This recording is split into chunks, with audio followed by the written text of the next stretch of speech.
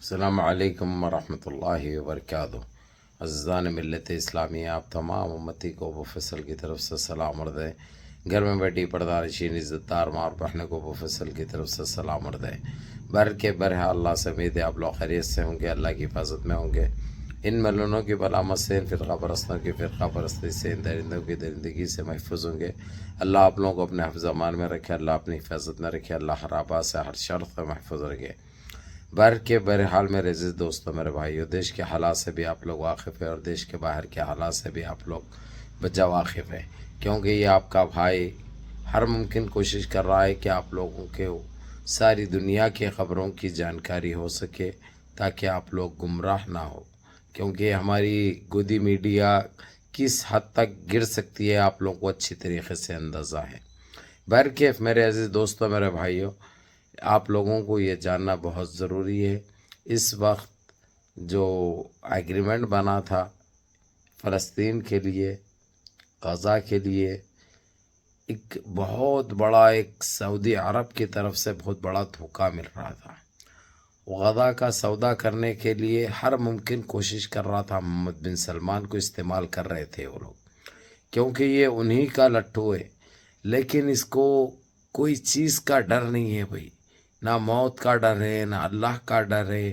یہ خبیث کا کیا کام ہونا چاہیے تھا اور یہ کیا کام کر رہا، کس کی وفاداری نبھا رہا، کس کے ساتھ وفاداری نبھا رہا، انہیں یہ تک نہیں سوچ رہا کہ اس کا انجام کیا ہوگا، اس کا انجام کیا ہوگا۔ یہ بہرحال اس کنٹریکٹ کو نظر انداز کر دیا گیا، اس معاہدے کو، اس عقد کو کینسل کر دیا گیا۔ یمن اور ایران نے حامی نہیں بھری، کیونکہ جس طریقے سے جو اس نے غداری کے اس کے ثبوت سارے سامنے آ گئے، وہ لوگ کو ہر چیز سمجھ میں آ گئی۔ جیسے ہی آگے اس کا رول کا ہی پتہ چل گیا اور یمن نے GCC میں شامل ہونے سے منع کر دیا، یمن خلیج میں شامل ہونے سے صاف منع کر دیا۔ ایسے دلے کے ساتھ ہم کوئی دوستی نہیں رکھ سکتے، یہ دوستی کے لائق نہیں ہے، یہ ہمارے آستین کا سانپ ہے، یہ کہہ دیے یمن کے پرائم منسٹر نے۔ یہ کہتے ہی اس کی تو خیر صورت تو اترنی تھی، اور لیکن یہ ایک چیز کا بھی پتہ چل گیا ساری دنیا کو، یہ کس کا لٹھو ہے، انہیں کیا چاہتا ہے، اس کے دل میں کیا ہے، اس کے دماغ میں کیا ہے۔ یہ فلسطین کا سودا کر رہا تھا، غزہ کا سودا کر رہا تھا، یہ اس سے گریوا انسان اور کون سا ہو سکتا ہے، یہ بتائیے۔ یہ صرف ایک جھانسا تھا۔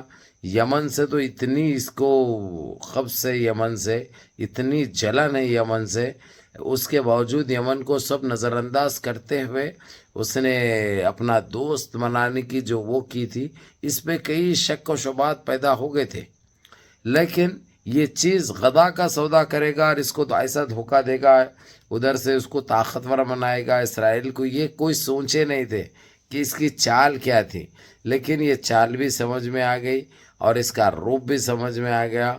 اور یہ تو آپ لوگوں کو اچھی طرح پتہ ہے، 2 دن پہلے سن چکے ہیں، ریاض میں جو ہے تو ہمارے کعبہ شریف کی شکل میں ویسی بلڈنگ بنا کر اس کے اندر ریسٹورنٹس کھول رہا، بارز کھول رہا، نائٹ کلب کھول رہا، یعنی شراب نوشی، جسم فروشی، یہ سارے چیزیں اوپن کر رہا وہاں پہ۔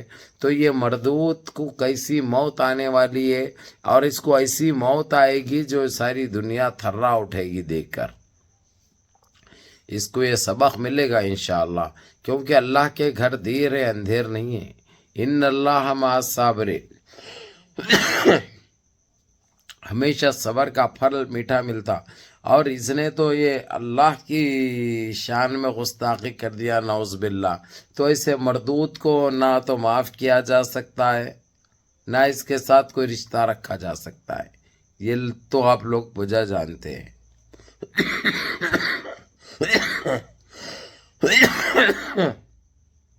معافی چاہتا ہوں، وہ میری طبیعت برابر نہیں ہے، اس کے باوجود یہ چیزیں آپ لوگوں کو بتانا بہت ضروری ہے۔ تو یہ ختم ہو چکا ہے، اب سیدھے لڑائی اسرائیل، یمن کی، امریکہ کی اور سعودیہ کی ہو چکی ہے۔ اب سعودیہ کھل کے ساتھ بھی امریکہ کا نہیں دے سکتا، وہ لٹھو بنا رہے گا.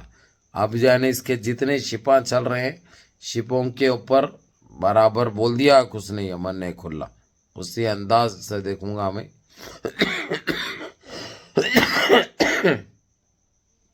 جیسے امریکہ کو اور یمن کو دیکھا جا رہا ہے.